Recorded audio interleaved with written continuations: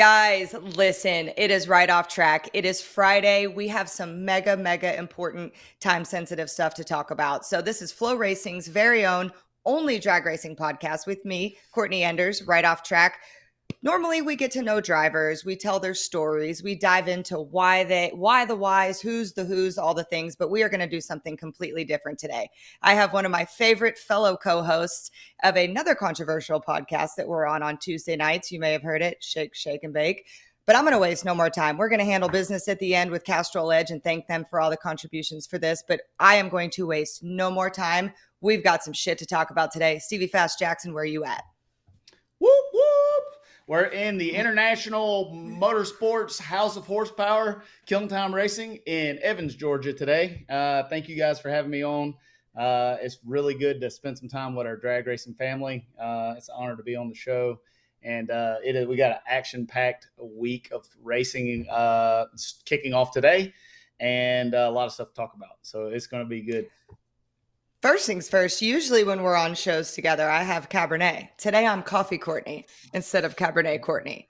I'm workout Stevie Jim. After shake and bake, I have to do about 5,000 reps to get back in the game. So yeah, word. I slept until like 9:30. This is like shake and bake before dark. You know, most places have like the thing after dark, shake and bake before dark. It's like the brunch version of shake and bake here on a happy Friday. Yeah, we're going to turn this thing into the G/PG rated version. Yeah. No, not for long. We'll give it about 10 minutes before we get to the PG 17-ish. But you had some issues the other night. I've had people text me like really wondering about your well-being. Like, listen, Dorothy, did you die? So, and I have too, like more people. Are you okay? We had like a Class 5 twister style thunderstorm at our shop. And before anything happened, I could hear, you know, the mics that we use, they pick up background and we will hear it, but the audience won't. I kept hearing something. I thought I was being invaded by a terrorist for a second. And then when I went and looked, like shit's blowing around everywhere. We had a pretty bad thunderstorm hit. It knocked out the power for an hour. I hate it. I screwed the whole show up. I'm very glad that I had you and Erica and Lyle on to carry the torch. It was an hour after you guys concluded before I got power. But I am okay. I made it out. It takes way more than like a Class 5, 90-mile-an-hour thunderstorm to take me out.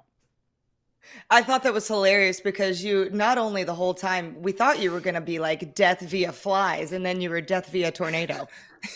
So my guys we didn't take out my office trash before we went to Epping. When I came in here, I got in 15 minutes before the Shake and Bake show was supposed to start, and it was like if you ever seen the movie Fly, it was like there was a cloud of them.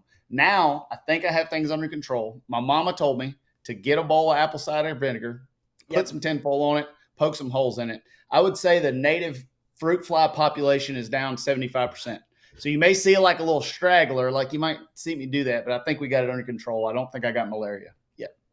All right. Well, now that we know Stevie Fast Jackson is alive and well, as we know, it's going to take a lot of shit. We'll be in Bristol this weekend. Right. It'll take more than a fruit fly, Jurassic Park, tornado invasion to take me out. Perfect. Well, I had this whole plan. So I've been wanting to bring you on the show.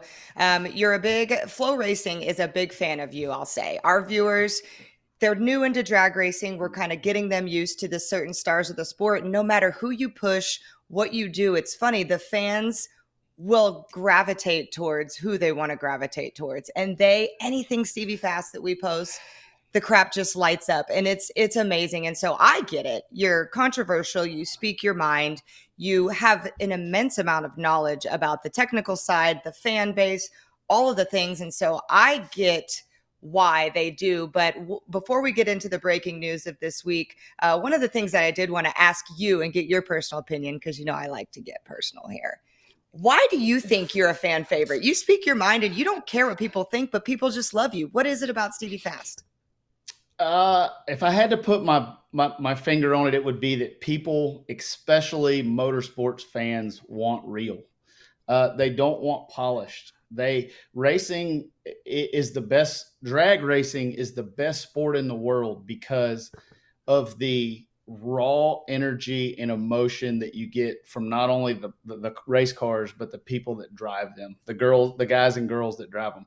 And people are inspired by the struggle that it takes to do what we do. and they want to see us fail. I can't tell you how many times I make mistakes, not even on camera. I have a regrets list about 3 miles long of stupid shit that I have said and done on camera over the last 20 years. And it's amazing to me how it connects to people by not just being perfect and brushing your hair before you get on camera. And Hey we're now. sponsored racers. Yeah, I just left the gym. You're all dolled up. We're sponsored racers. We have to take care of the money. But if you'll partner yourself with sponsors that understand what product they're selling and the people that are buying it, you also give the people the real deal. And people, I think fans are gravitated towards not just me, but other people, other personalities who don't bullshit them. We shoot it straight. If there's some shenanigans going on, you're gonna hear about it. If somebody's dicking me around, you're gonna hear about it. And as many people like that, there are equal amount of people that hate me for that. And I mean, the hatred is real, and I embrace that. I love it. We have a thread going on in Pro Mod right now, and it's kind of hot. And the last text that I put in there is rivalry drives the sport. I think that we have drag racing. I think is very strong. I think it's moving forward. I think some of the kumbayaing that is happening is good. Some of it's bad. And I think you're starting to see the formation, especially in pro modified, of some really powerhouse rivalries. And fans love that stuff. It's dramatic on its own. It doesn't have to be scripted. And that's what makes it great. So with that being said, you led me in perfect because you are my favorite co-host. We last weekend, I'm gonna let you explain this, but I'm just gonna tee this up. Last weekend, the NHRA Pro Mods were racing in Epping. It was a cold, hellacious, rainy weekend. You guys didn't get anything done. Yeah, it was awful. I mean, you guys trucked up there, what seems like South Canada, 9,000 million miles away. Pro Stock was kind of glad we weren't there. Explain a little bit about what happened, the driver substitution situation, and what drama you're talking about going on right now. You got grab your popcorn. This is going to be good. Here we go. So first of all, before I get going into that, also talking about the last thing we were talking about, I want to thank the Stevie Fast KTR fans are a different breed of folk, and I love them, and I love these guys. I have folks that come to the races and bring me a bag of jelly beans because they know I'm having a bad day, or they bring my favorite bourbon because they know we did good. Cheetos. And I love my fans, and I love spending time with my fans. There's a lot of people that do what we do that need you to buy a ticket to come in the gate but don't want to spend any time with you, and I'm not like that. I have this one thing I love about the Shake and Bake show and doing stuff like this is I get to spend time with my people. So I want to thank everybody that does that. So segueing into what you just talked about, the drag racing pro mod scene right now is hot. We're having what I believe to be an unprecedented thing that is happening in Bristol this weekend.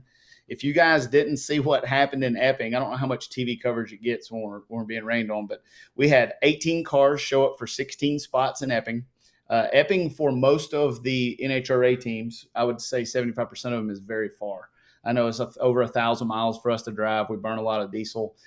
We bring in a lot of international teams from different countries. And we all go to Bristol. We sit in the rain for 3 days. We got one qualifying attempt. And the controversy even starts before the rain substitute driver thing. The first thing we have that's controversial has been a long-standing rule with NHRA that I don't agree with, and that is after one round of qualifying is completed, they take all qualifying attempts, no matter if everybody gets a shot at it or not. They do it in the pros, Pro Stock, Top Fuel, all the classes, been doing it for 30 years. It's nothing new. I don't know what the word is more than strongly disagree with it. A lot of strongly disagree with it because we have two guys that got bumped out of the field because the guys that sucked in qualifying, the guys that ran the worst in Q1, got a shot at the racetrack and bumped them out because they suck. They get in the field, and the guys that got bumped out didn't get to make a run because it started raining and they're out of the show. And I know that's a difficult So wait, situation. hang on just a second here. I want to, just because some of the viewers here aren't necessarily drag racing fans. So what he means by this, guys, is there's sessions of qualifying. So once the first entire round of qualifying is set and everybody's gotten one shot, If two pairs go down the racetrack and it starts raining, those two pairs times stand, even if the rest of the field does not get another shot at the racetrack. So I just wanted to clarify that. Keep rolling there, Stevie. Right. And this is the first time that this has happened to me, or maybe the second time, but I spoke to Ricky Smith this morning. He said that he has went up in sessions, Father Time, and been eighth, qualified eighth, ended up getting bumped out of the field because he didn't get his shot because of this. That's hard. How do you explain that to a sponsor? So, anyways, that leads into the controversy of the two guys who didn't get a shot at the racetrack not being in the show. That leads into the next controversy of how they're going to finish the race. Do you want to know? So now we go to Bristol. Just to break it down. Right. Now we go to Bristol to race Bristol, but finish this Epping race. So what's the structure? How's it go? Okay, so Epping race rains out on Monday. Several teams left. We all did not. We all changed our travel and flights to different countries and sat there in the rain for days and days to run the race. I had no more dry socks. When I'm telling you it rained, I'm telling you there was an arc that come by my pits and Moses was waving. He's like, "Why are y'all trying to go down the track?" It's following you around, and it flew back to Georgia with you. Black cloud over my head. I was looking on Amazon.com for a hex removal kit this morning, and I'm trying to figure out if I can get it overnighted. So if any of y'all spiritualists or whatever got some hex removal kits, bring some sage to the track. Don't bring me jelly beans. Bring some incense or something so we can get this out of there. Anyways, we rained out the Epping race. So that's all good. We're going to finish the Epping race during qualifying in Bristol. So you're going to get a race within a race. Now, no matter what happens with all the policy and stuff, it is going to be an awesome event. Fans are going to get 2 complete drag races for 1 ticket. So for the fans, it's great. The thing that I don't agree with then is we are allowing substitute drivers. So let me back up since we said some folks don't follow the drag racing. Starting this year, as a group, the Pro Mod community kind of voted that we wanted a substitute driver policy in Pro Mod. And what that means is the majority, over half of our competitors are international competitors that fly into the U.S. COVID taught us a big lesson about when some of those folks can't travel, it really hurts car count.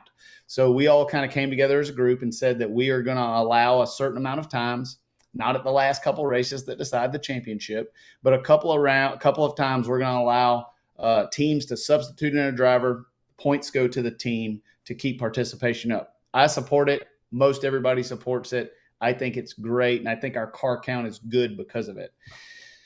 But as with every good thing in life, every good little thing that happens, you get a bad apple in there trying to rotten up the whole damn bunch.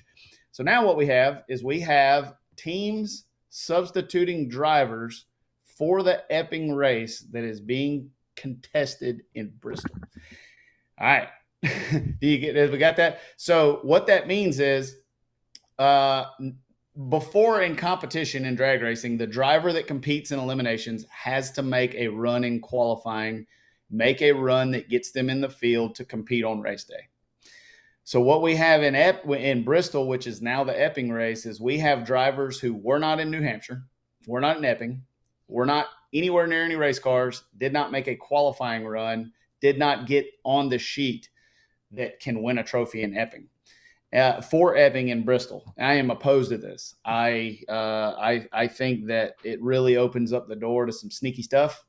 And what's worse than that is what we're talking about in our Pro Mod group today is there's 2 guys that DNQ'd Epping, that drove to Epping, that got bumped out because of the rain, that cannot race the Epping race in Bristol, even though they're going to be there, because we have sub drivers that are taking their spots and they should be in there. So it's really controversial. That did not make a pass in Epping. Did not make a pass in Epping. You can have somebody standing up there with the trophy on Saturday night that was never in New Hampshire. So it's unprecedented.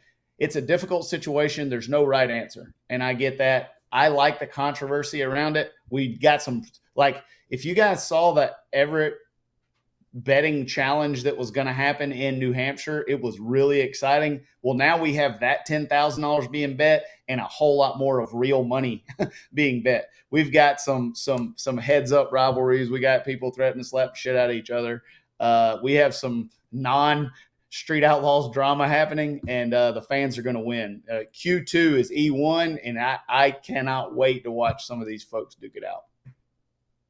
So, explain a little bit about the Pro Mod class is a little bit different than Top Fuel or Funny Car or Pro Stock in a sense of where you guys are, I don't know if it's an officially association, but you are a group and you get to bring ideas, sponsor money, and structure to the NHRA, not necessarily just let them tell you how to be. Is this something that you guys could come together, make an agreement like this driver swap change or this qualifying run order change? Is that something that you feel the NHRA would give the class the voice to be able to change, or are you just in their playground? So we're very fortunate to have a group of like-minded individuals that kind of, I don't want to say that we run ProMod, but we steer it. Is NHRA Mhm. sanctioning body. NHRA makes the rules. They have the say, and we understand that. We fund our own class. We sell our own sponsorship, and we have, I would call it, a voice in what they do. Whether they listen to it or not is not up to us. We understand it, and we're very fortunate. This is the first season that I feel like we're working with NHRA and not against NHRA. Yeah. So they're very open minded, and I'm very grateful for the communication that we have between our participants and NHRA. There, I can tell you it's so divided right now in what to do in this situation. I don't think you'd get anywhere even if you had a meeting. But what I will say is this is the first time since I've been racing NHRA Pro Mod that pretty much everybody is rowing the boat in the same direction. We have this time last year, we had 11 cars at these events. Now we have 20 in Bristol in June, and that's really good. Car count is up, performance is up, parity is closer than it's ever been, and I am proud to be part of the Pro Mod community.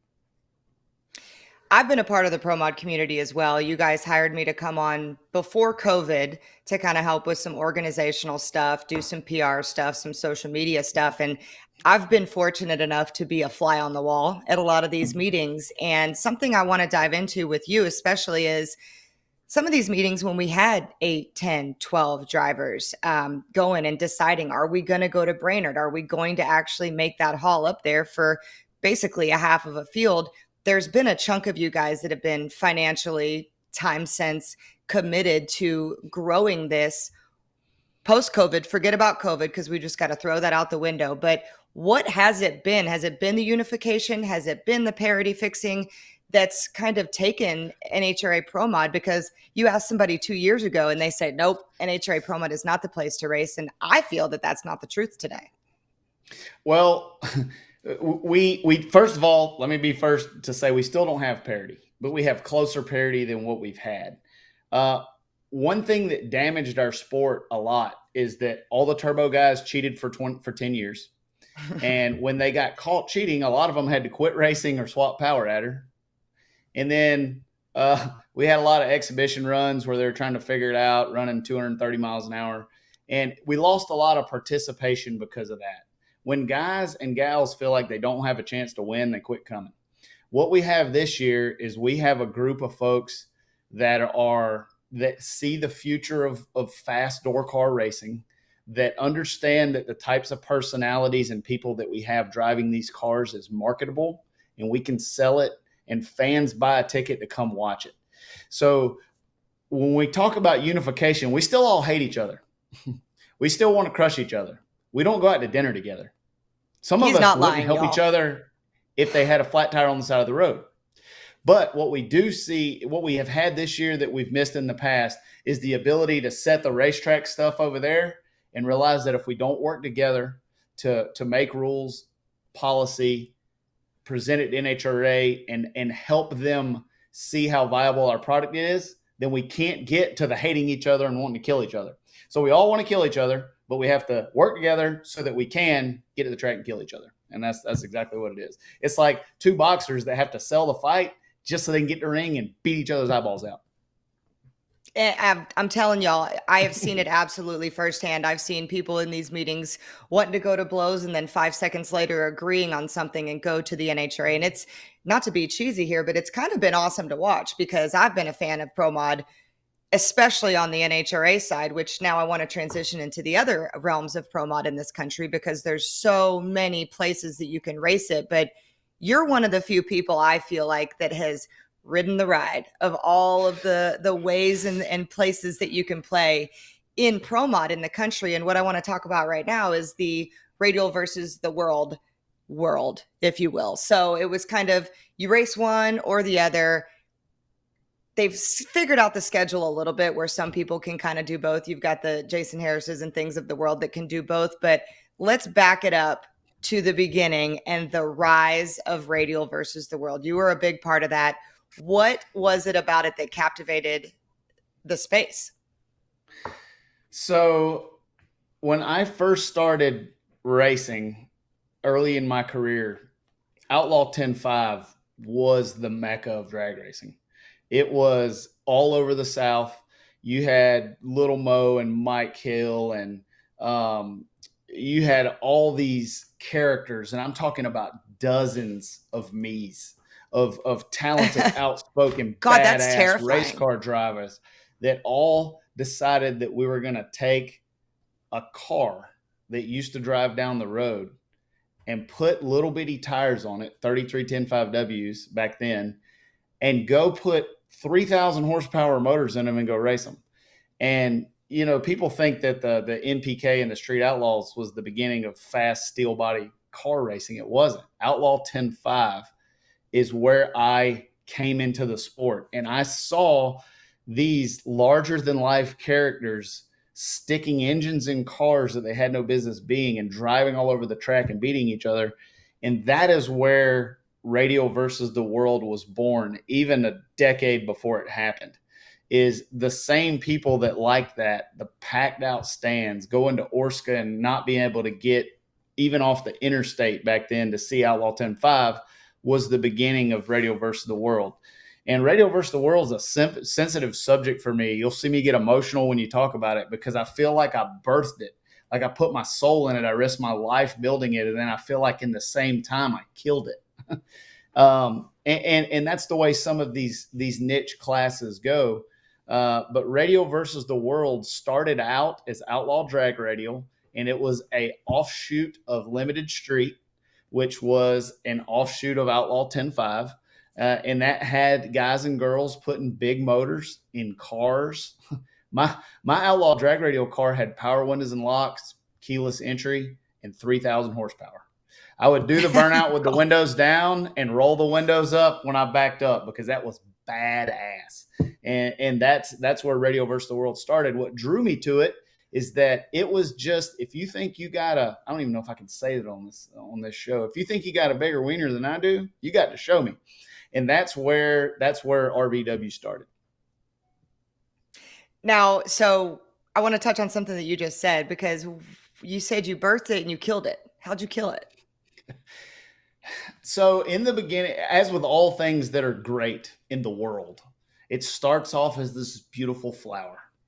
And then we figure out that sunshine and rain is good. So what do? We put it in a greenhouse and get a fire hose and blow the leaves off of it. So in the beginning, the rules were wide open. And fans make this misunderstanding that I'm very intelligent and very smart. I just work harder than everybody else. And Billy Stockland told me one time when we first started racing together, he said, you've won a lot because you just will it to happen. You just refuse. You're too dumb to quit. And you just keep beating your head against the wall until the wall moves. And there's a lot of truth to that. When we first got in there weren't a lot of rules. So like, as we all do, we start stretching the rules, bending it. Shane Stack built a double frame rail car first, and everybody's standing around, and that thing had 2 frame rails in it, not one, and they let it in. So the first thing I did was build like a half a Pro Mod Mustang. And then, nobody's telling the truth about power adders and stuff. So it starts to get fast really quick. When I say I killed it, there was a phone call to Donald Long in 2013 that killed it. It didn't even kill it. So we when I say the word kill it, we have to talk about this later because I really believe RVW is healthy and coming back. But for the short term, we killed it. There was a phone call in 2013 to Donald Long. I was getting beat because I had a car and other people didn't really have cars.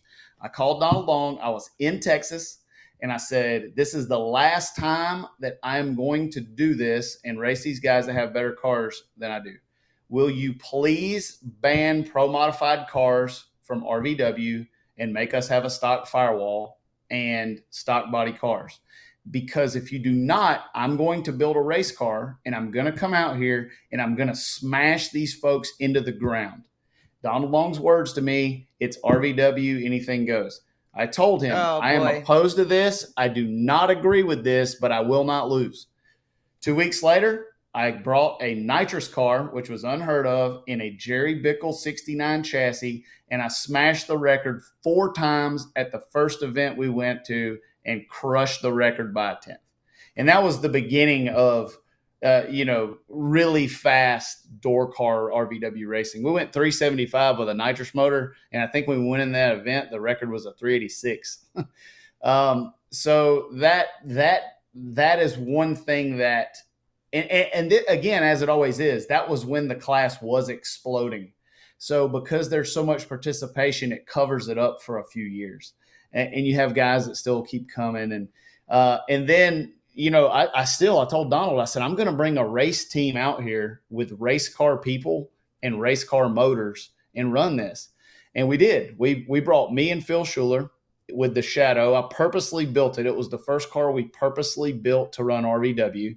And it's the first car I selected every piece on. And we came out there, we put a screw blower in it with a real engine, one of our KTR motors. And we had Billy Stockland tuning it. And we had a full-time crew of staffed employees working on it. And it showed. We came out there, and I think we won in 2018 and 19, even maybe back 17. I think we won 80% of all the RVW races we went to. And it was bad. We set the record. The problem is, and I know I'm keep talking, I know you probably want to stop me, but the issue No, when this that is great. the issue when that happens is nobody wants to see the same folks win all the time. It's just not good. If the Braves won every baseball game, people will quit coming to watch baseball. And Braves had a great game last night, by the way. Crushed New York, as they always should. But the rule makers begin to take what we were doing and making it zero. And you have the same thing happening in every sanctioning body now.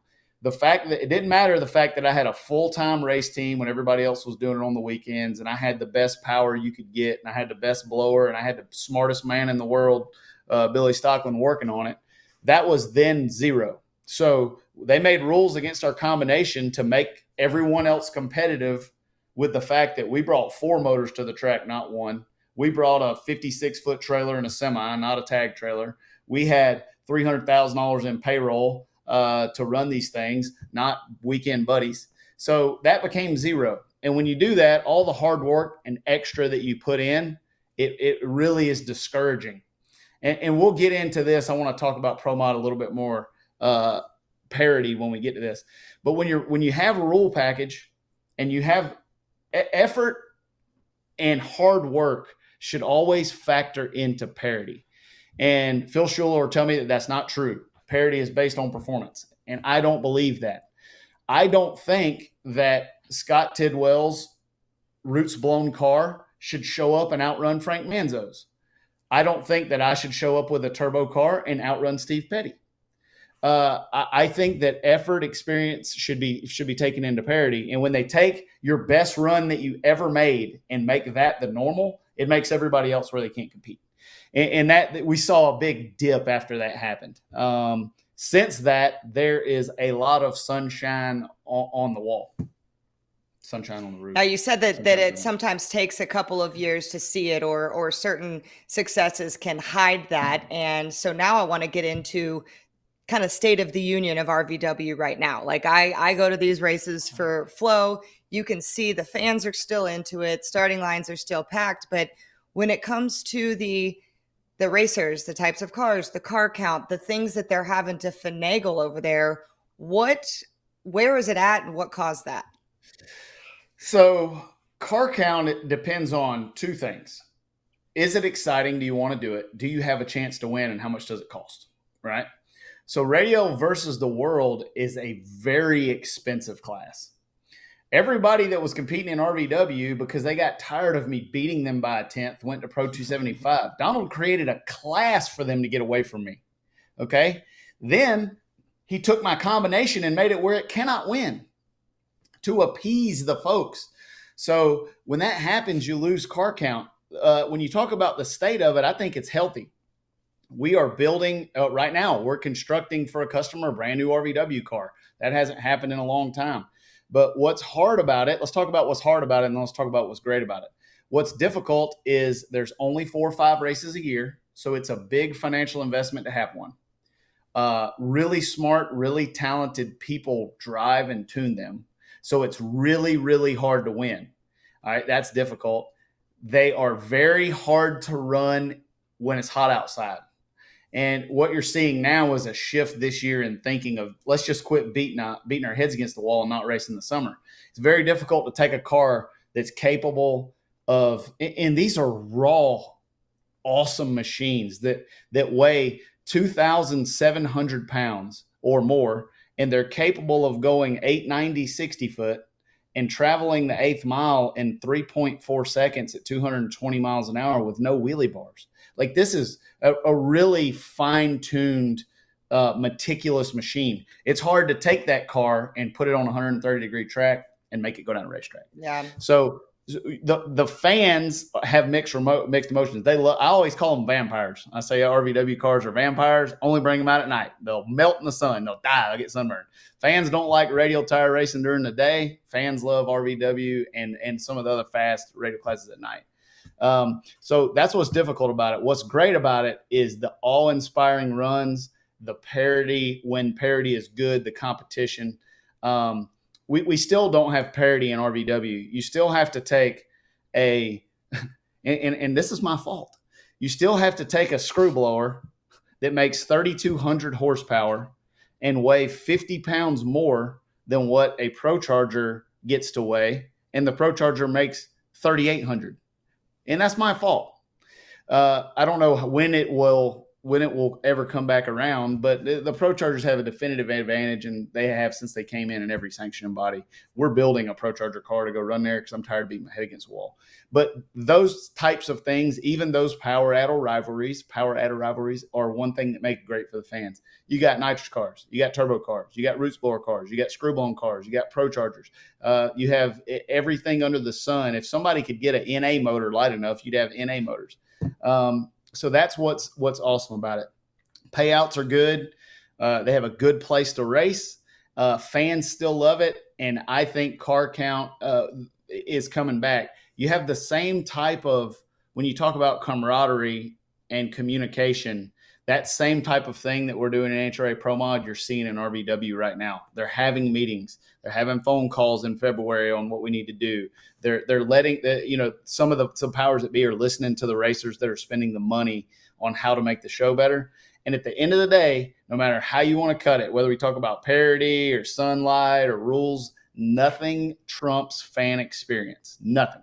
The fans are the boss. The fans buy the tickets. Without the fans, we do not build cars and race them. So they're starting to look at fan experience. And I think if we will lean towards that, the rest of it will all sort itself out. I think that's something that never went away for them. And being on the FloRacing side, we have the streaming rights to the Duck X races. They always perform great. We mic Duck up and it's just like unreal. So I think awesome. that, dude, we've got actually a behind the scenes video that's going to come out right before the next race that I've watched it and I've thought, man, are we really putting this out there? But it's Duck. Like if you guys have never looked him up, you have got to look him up. He is a personality unseen. He makes Stevie Fast look like a boring person, which is just the most rare thing to do. But where we're at on our end of the business, you say the fan experience, we've got FloRacing out there that want to make people feel that way at home with it. When it comes down to these characters and things like that, why do we need more participation? Why do we need more Stevie Jacksons? And how do we get that, I should say, to bring that to that audience? Because we've got Steve Torrance's slapping Cameron Ferrays at the end. We've got John Force doing John Force things that make that easy to watch. But how do we encourage more people to be like you to help bring these series to light and really create these stars? First of all, I want to say, and I want to thank Donald Long. Donald Long is a pioneer, and I don't use that word a lot in our sport. Donald Long stuck his neck out to build small tire racing when small tire racing was a joke. And what we have is the Donald Longs giving the Stevie Fasts and the Steve Torrances the the platform to bring the entertainment and connect with the folks. That right there, Donald Long actually was the first one to ever call me Stevie Fast. He still, every time I talk to him, wants 10% of everything we've ever made using his trademark Stevie Of Fast course logo. he does. So, what encourages that in our sport is you just drag racing is an ego driven sport. We get into it because I think I can do it better than you, and I want to show you that I can do it better than you. All we have to do is give the people a platform to be themselves and not be so critical when they screw it up. What I do different than everybody else is I know 100% going into a TV interview that I'm going to make a fool out of myself. I'm going to say something that pisses somebody off. I'm probably going to get my words jumbled up a little bit because I'm talking too fast. And I'm okay with that because nobody is perfect in life. And we need all racing is a village. And the fans got to give the drivers and the competitors give us some grace when we screw it all up. I know sometimes you're going to get the boring sponsor interview. Be patient with that. We have to do it. And the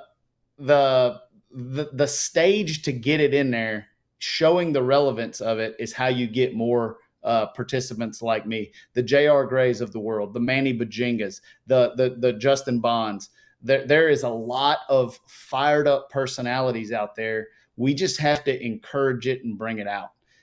There's one thing that's been happening a whole lot more this year that I like is you're starting to get a little bit behind the scenes look at some of the crew chief drama. And, all these teams have 5 or 6 guys or girls that are great personalities. And I think, we internally do it in our team. I try to make my guys and girls hate the other teams. I want the guy that does their engine over there to suck more than the guy that does my engine. And I think anything that you do to bring up rivalry like that is good. We need more of that. And whenever you and I talked off camera about the pro stock, the NHRA pro stock call out, it's so funny. I love getting you up on the chip about this because you said it's all manufactured. It is not real. And it doesn't mean that we have to hate each other. But on the other side of that stick, I do feel like we need to create some of these. The NHRA scene needs a push. These drivers need a little help. Erica standing on stage trying to make Dallas Glenn give her $2,500. That's nothing in the sense of these grudge races. And it was like we lit the freaking world on fire making Dallas bet $2,500. It's crazy. I've always tried to make decisions in what I do with my company and with what I do with my brand. I always ask the same question first: is it good for the sport? There's organizations that I compete against every day that do not follow. They will do whatever it takes to make money, and they're good at making money. I always ask myself, does this decision help the sport? I love drag racing. I've given my life to this sport, and all you have to do is just have someone or a group of people that is a catalyst to bring that. And I've always tried to be a catalyst for that. I've always tried to seek out rivalry and not controversy. I don't want to see anybody, really hating each other. But if you want to beat somebody, don't talk to your people about how bad you want to crush them. Go tell them. In our Pro Mod group thread, we got 2 guys going at it right now. And one of the guys, J.R. Gray, he told him, he said, I don't need to type it on the computer. I'll tell you how I feel when we get to the racetrack. And that's what we got to do. And all you got to do is have a little bit of catalyst and bring some of that passion about. And the manufacturers wins, the organization wins, but most importantly, the fans win. And I think we're at a day and age too now that even sponsors, like we've got a lot of corporate stuff on our end on the Erica side. We've got Melling, we've got Gallagher, all this stuff, but things we've been afraid to say and do because of how they react. It's unbelievable. Having Eric on the Shake and Bake show the other night, the best feedback I've ever had of Erica doing any interview because she didn't stick to that normal stuff. We got her to say some funny stuff. And after the show, she's like, "Oh, do you think I shouldn't have this or that or whatever?" I said, "Screw that. Like it works and it helps." And it honestly gave her a little bit of an extra boost of confidence. And so I say, as the person who wants to bring light to this sport, y'all got some shit, bring it FloRacing's way. I will make it happen. Watch and believe me, I know y'all don't understand how many times I wake up on Wednesday morning after we've done shake and bake, and I'm like, God, did I say that on camera? Same. That's on the internet. So, like, I know Forever. how Erica felt when she woke up Wednesday morning, and I can tell you one more thing about it. We're all human. Fans want to connect with you. You watch how Erica does this weekend in Bristol. I'm going to put my money, I'm going to push my chips out there that little bit of just being yourself in front of the people. People tell you that nobody gives a shit what anybody thinks. I give They a do. shit less what people think than anybody on the planet. I still care what the fans think of me. If I say something that hurts somebody, like I said that phrase that I called you about and said, I can't believe that I said that on the show. And I was tore up about that for a week because I'm thinking that hurt somebody. You know, like a fan, we care what people think. Erica, knowing that she was herself and fans love it, she's going to drive better this weekend. Gosh dang, we can't do any worse. We better. Jeez, oh Pete's. So before we do talk about some more shake and bake stuff, because I want to give that a little bit of light and give you a place to kind of show a little bit of frustration, but most positivity. Um, those people who have followed your career loosely may not know where you're at right now in your career. So we have a video. You've had many crashes, and I don't like to be negative or do stuff about this, but when it's a part of your journey and a reason why you are where you are in a certain part of your career, I don't see why we don't bring it more to light and all that. So, not meaning to bring negativity when we bring these crashes, but there was a couple we could pick from. Tell me the ones that you mentioned to me yesterday. There was an Orlando one. There was one in the Shadow, the Charlotte. What are your big hitters? So the first time I ever we got this was not a big hitter, but the first time I ever hit the wall, I was in the first S10 truck I ever built. I built a S10 pickup truck, okay, because everybody else had Camaros and Mustangs, and I'm a redneck, and I wanted to build a truck. So I built a pickup truck. I put a 540 cubic inch big block on it with 4 stages of nitrous, and it ran 520s on leaf springs and 28-inch tires with roll up windows, and it was street legal. And this was in 2000. This wasn't in 2000. This was in, we'll call it 2000. It was late 90s. I I took it to a racetrack because I heard that there was somebody there that was talking shit about me. We pulled up to the racetrack in Dallas, Georgia, 10 minutes before the track closed on a Sunday afternoon. I parked the truck and trailer outside of the tower, went up in the tower, conned him into giving me the microphone, got the mic, and I said, I'm Stevie Jackson. I'm the baddest grudge racer y'all have ever seen in the Southeast. I don't even care. I want the fastest car y'all got here for $1,000. Grudge race off a trailer right now.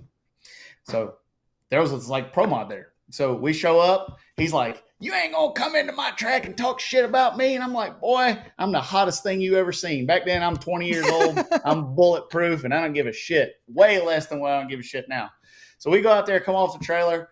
Car slides around. I hit the wall, and he wins. So that was a good lesson. I was like, well, if you're going to piss in somebody's backyard, make sure you know what you're doing. Barely scraped the truck.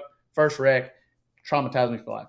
So then we go on, we get faster, cars get faster. I bought a Mustang and flipped it over in Jackson, grudge racing someone for $500. And it was a very graceful crash, but I was wearing blue jeans and a t-shirt and a helmet, and my head smacked the roll cage when I got out. And I was like, man, maybe I need to get some safety stuff. First big lick I took was Orlando in 2008. I don't know if I've even told this story out loud. I was back then, Fun Forward was like a big deal. Like it was a big deal, big radial tire and big small tire racing deal. I could not sleep. I woke up Friday night in the middle of the night at my old shop in Martinez. And back then I had a 32-foot stacker trailer and a dually pickup truck. And everybody made fun of me because I would pull this big ass trailer with this little truck. I started calling all my friends trying to get somebody to go racing with me. I couldn't find anybody. So I loaded that thing up at 3 o'clock in the morning and drove to Orlando. There's a buddy of mine that I found that said he would go with me. I picked him up on the way somewhere on the interstate. We went to Orlando. We made the last qualifier the next day, and I got in the show. E2, the car gets loose. I pedal it, and I crash. And when I say I crashed bad. It was a really bad shot. It was dark. No safety stuff then, no Hans device, no neck collar, no none of that. It tore my neck up bad, and I knew it right when it happened. It was one of those deals where I'm hurt. The guy that I beat when I was crashing talked shit to me. So back then, if you didn't pass the scales, the guy got back in. So I had the rollback, load up all the pieces from off of the racetrack onto the rollback, took it to the scale, and pushed all the crashed car, all the body panels, all the parts onto the scale to weigh it so that the run was legal. That way he didn't get to race. Then we loaded all that shit back up and took it over to the trailer. It was a show, man. You talk about haters. And that's not the only time I've done that. Long story short, I had to load all that shit up in the middle of the night by myself and drive back to Georgia. And that was the neck injury that started my neck injury. I remember pulling over on the side of the road and just, I'm not going to make it home, like that type of deal. So we get out of there. We flipped the shadow upside down and crashed it. Wasn't a bad impact, but still tore the neck up. We crashed in Yellow Bullet. That was a big shot. That was about a 15G shot. And then the one that really tore me up was crashing in NHRA Charlotte 2018. That was a 40G impact that knocked me out and smacked my head against the cage pretty good. And that was one of them deals where I went straight. I thought I was going to be hospitalized for a long time. I talked the ambulance into releasing me and then drove myself home to go to the ER at my home because I thought I was going to be in the hospital for a long time. And I wanted to be in the hospital in Augusta so that I could oversee the racing operation and not the ER in Charlotte. So I drove to Augusta, walked into the ER. I said, I've had a car accident. They're like, okay, go sit over there. I was like, no, I've had a car accident. And they said, well, how fast were you traveling? I said, 250 miles an hour. They slammed me on the table, tied me down, shot me full of something that made me go to sleep and rushed me back. And that was the last little pokerooski. That was the straw that broke the camel's back. Literally. We've got that one. I didn't want to show the other ones, but I do want to show that. There's no audio on this, so feel free to kind of walk through it. And people who don't know may think that because you didn't go upside down or you didn't whatever, that it wasn't bad. But those impacts of the walls, let's go ahead and see if we can't watch that Charlotte crash here. Oh my goodness. All right, so right now, wide also. Oh yeah, and the thing about four wide is you don't know what the other folks are doing. I got Jose next to me over there, and I want to crush that man like with my soul. So I'm over there. Car goes left. I'm sticking with it. Right here, I'm supposed to quit. I do not. And that first shot, you can't see it, but I'm not here. I don't know any of this is happening. When I hit the wall that first shot, it knocked me out. I didn't know I hit the other wall, and I didn't know I came back and hit this other wall. I get out of the car, and in my brain, I've said this publicly, your brain splices this deal together, and you notice the car is fixing to catch on fire and start burning, and you notice I'm not getting out because I'm still out. When I came to, there's flames, and I'm like, shit, I'm in trouble, and my neck's hurt trying to get out of there. But that first shot, that was a bell ringer. In my mind, still to this day, I can see that crash right now. I go down the racetrack. It gets loose. I come across. I scrub the right wall, and then the car comes to a rest on the right side of the track. I get out of the car, and I'm like, how did I knock the left tire off of it? So that was a big shot right there. I was like, what? Somebody stole my tire. I remember saying that to the guys. I'm like, did Jose hit me? Is he okay? And Jose comes down and checks on me, and that was a bad shot. But what I want to say about stuff like that, when you talk about passion, when you talk about our fan base, when you talk about why people want to watch me race cars, it's because I have always approached racing with there is no tomorrow attitude. There's no another qualifying. This is the last race I'm going to run. This is the last time I'm going down the track. I don't care if it's qualifying or testing. And what people connect with and I tell this to every person I've ever run a car for. It's one of the first things that I tell them when they hire me. That race car is a tool to get me what I want, and I want to win. And I do not give a shit about it right now. I don't have as much money as these other guys. I don't have 20 motors, and I don't have a program like some of they have. But the way I've done well in racing is because when we go through the water, that son of a bitch has got one of everything right now, and I do too. And I will burn my shit to the ground and kill myself to beat you. And that's what connects with the fans. When Sydney hired me, I told him, I said, I'm gonna tell you just like I told Jim Whiteley, I'm gonna blow up all your motors. I'm gonna tear up everything you ever had. I'm gonna blow through more parts until we're fast than you've ever seen, and we're gonna end up in the winner's circle, and you're gonna love me for it. And that's normally what happens. That was awesome. I can't wait to clip that and post it as its own little video on a side hustle there. But so after all this happens, we're just going to kind of breeze through this. With what you just said, it's unbelievable to me that you're in the space that you're in, because you are one of the hungriest, most aggressive drivers and competitors that this class has. But get a little bit into where you're at now. You were sidelined. I don't know where you're at in your journey back, but I know that you're back in the fitness realm. You're losing weight. You're getting fit again, getting prepared to get behind there. But right now, you're tuner, Stevie. Man, it's terrible. So I've been on the track thousands and thousands and thousands of times. So you go through seasons in your life, whether you're racing or tuning, where you just get burnt out. I needed to have neck surgery a long time ago. This was something that affected me not only in the car, but out of the car for years and years. And you do not take care of yourself, because I feel guilty when I get out of the car. I feel like the sport suffers. I feel like the fans suffer. And that's not me tooting my own horn, but the sport needs people that will speak their mind and tell the truth. And we have a lot of, not even just in our sport, but there is a lot of warfare that goes against people who tell the truth. If you tell the truth, I promise you, there's a lot of people that think that you're a bad person and a bad guy. In our promo thread, I speak the truth, and I get a lot of haters because you may not want to hear it. But I almost think that the neck surgery gave me an excuse to get out of the car, and I was ready to get out of the car. I was hurting for a long time, for years. I was tired of racing in a field that had no parity, where I had no chance to win, and tired of racing where they took all of the tools that show you how good of a race car driver that you are and automate them and make it where somebody can just show up and kick the shit out of you and they have no business in the car. And that's discouraging for me. Billy has asked me many times to go alcohol funny car racing or go top alcohol dragster racing. Or pro stock racing. He wants to go somewhere where they have all the same stuff. And that way, when he does a good job, he does a good job. And when I do a good job, we win. And I was really frustrated with that towards the end of last year. When I saw my neurosurgeon and he said, you have to do this right now. If you trip and fall, you're going to die. I was like, all right, we're going to get out of the car. We're going to fix this. And to be honest with you, everybody asked me when I was going to get back in. For several months, I didn't give a shit about it. I didn't want to race the car. I was tired of doing it. I was tired of waking up at 5 a.m. and going to the gym and working out so that my neck and traps and shoulders are strong enough to take an impact if somebody hits me. I was tired of working harder than everybody else to be mediocre.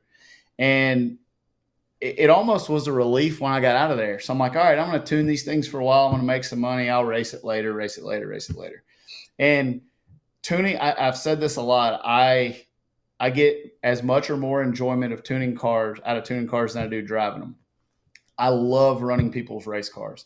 It is a passion of mine that even the first time Phil Schuler gave me the keys to the Shadow when it had a nitrous motor in it and trusted me to make the car fast or not, there's no replacing that feeling. So don't construe what I'm saying. I love tuning cars, but I will tell you that some of the arrogance that we've had the last month in Pro Mod, I'm ready to get back in a race car because there are people out there stomping around like they're relevant and talented. And I'm going to come out there and I'm going to put a car together. and I'm going to get Billy Stockland to tune it. And I'm going to come and I'm going to slap the shit out of these guys. And I'm going to show them the difference between a steering wheel holder and a race car driver. So I am fired up over the last 30 days about coming to get back in the car. Still going to tune them and run them. But I am excited about getting back in the race car again. And it's been eating at me for like a month. And I'm like, I don't need to get back in the car. I called the neurosurgeon yesterday. I was like, I need you to clear me to get in the car. He said, we can't. We got 2 more weeks. I said, clear me today. I said, I want to sub in Bristol. So in 2 weeks, we have a follow-up appointment. If that goes well, they're going to scan me. If I have 100% scan, he's going to file paperwork for me to get my license back. And if that's the case, then you may see me in competition sometime during the end of the year. I'm not actively competing for any championships or anything this year. Don't want to do that, but I am excited going into the fall. Maybe you'll see me in a car. I think it's so cool to watch, just like I said, the massive hungry competitor kind of dive into where you're at now in this, and all bad things, all things of our journey. I think that they matter, and it's maturing you in a sense of where you know that you want to be. Because when we had this interview, when we did that walk it back session, your answer was different, and I love that because it was very different. Well, being around people you are who you surround yourself with. And I'm very fortunate to be surrounded by Sydney Frigo and Arta Venko and the customers that I have right now. When I started running Sydney's car, I asked them right away, I said, do you want to win? And everybody's like, oh yeah, I want to win. I said, no, do you want to win? Do you know what it means to want to win? And he said, absolutely. And being around Sydney for 6 or 7 months, seeing the passion and talent that he has and the investment that he has in the long-term success of our sport, that guy wants to win. And when you start getting 2 or 3 folks around each other that want to win and that want to do it and love our sport, it changes your mindset. You're like, okay, well, I'm thinking way too small here. I want to win. Sydney's a good driver. I am going to get him in the winner's circle this year. I'm going to show everybody how good he really is. And we're going to start doing that in about 24 hours. I cannot wait. This weekend's going to be awesome to watch. Before we wrap this up, because I know you've got to get to Bristol, I've got to get to Bristol, but I do want to dive into a little bit of shake and bake stuff because self-promotion, whatever. But shake and bake is something that you dreamt up. I know you've been talking about doing it for a long time, but creating a space where you can be yourself, talk about things without a sponsor, without anybody telling you where to be. Why do you think that the time was right now and that the space was available for you to go and do that? I think that it all ties into the neck surgery. I think you get, in a space where for the first time in your life, you're not a sponsored driver. You go to the grocery store and you're not Stevie Fast getting a gallon of milk anymore. You're just Steve Jackson. And I think it seriously, and you're like, you get over the first couple of months of everybody asking you how you did that weekend when they see you in town, because they kind of figure out you're not racing anymore. And then I woke up one morning and I said, you know what? I don't have a sponsor. All the communists left. They've all packed up and I'm responsible for me. And it all began as a way. There was a big divide between what I can do and say and spending time with my fan base. And sometimes they're the same, but sometimes they're not. I love my fans. I love my people and people when I see folks, if I'm at the racetrack and I see that you have on a KTR or Stevie Fast shirt or something, I will stop and seek you out and tell you thank you and I appreciate it, because those are my people. And Shake and Bake was designed as nothing more than to just spend some time with my fans and bullshit about cars. And I had no idea as many people would watch it as they do. It blows my mind. I had no idea that we would have a short time frame as we've been doing it, how much momentum it would get, I'll be on an international flight and somebody will say Shake and Bake. And I'm like, what are you people talking about? And I'm like, I'm going to Brazil. And that gets me fired up. But for me, it is literally an avenue to hang out with my buddies and bullshit about cars. And that's the way I approach it. You'll see a lot of stupid stuff on Shake and Bake. You're going to see me hammered on a Tuesday night sometime chasing flies around with a fly swatter. You're going to see me get frustrated when we're not running well. You're going to see the bad sides of me, and you're going to see the good sides of me. And that goes on for yourself, Lyle, and any guests that we have. My goal is always to give people a platform, to give the fans a connection with them. I love when we had Erica on the other night, and that's the first time I've ever seen her. You see it a lot because you're her sister, but the rest of us don't see it. I seen her let her guard down a little bit and give the fans a peek into who Erica is. And I'm telling you, when you do that, you don't only build your brand, you build our sport. And I love shaking and baking. I love the shake and bakers. And as long as it's fruitful, doing well, and people will watch it, we're going to do it. Listen, I'm with you. I've been working my ass off to make a name for myself and not be Erica's sister somewhere in this space for the last 15 years. And it's shake and bake. I go to the NASCAR race. I hear people from the grandstand, shake and bake. Erica wins. I have people shake and bake. They're not saying drive that bitch back anymore. They're saying shake and bake. And I think it's such a cool community. And if you guys are going to Bristol, you need to be on the lookout. We've got Shake and Bake on the move. Something new we're branching out with this weekend. Got some shirts. Lyle, myself, Stevie, Shake and Bake on the move. If you see us out and about, you better let us know. So appreciate all you guys watching that. Yeah, if we spot you doing some shakish and bakish things, we may come spend some time with you. You could end up on air. We may do a shot You with could. you. You never know what's going to happen, but I love my shake and bakers. We got a lot of, when I say that, I don't want to make it like it's kumbaya. I get a lot of hate mail every time we do one of these shows. I get a bunch of bitches that complain about ads. I get people telling me that I said the wrong thing or didn't do a good job. And I'm sorry if I don't do it the way that you think your entertainment should be, or if me doing it for free is not good enough for you. If that continues to be a problem, please watch something else. There's plenty of podcasts out there where people kumbaya and hold hands and nobody says the F word. Those podcasts are for you. If you like the raw side of me and you want to act like you're having a beer with me on a Friday night at our local pub, come watch Shake and Bake Show. But on a Tuesday.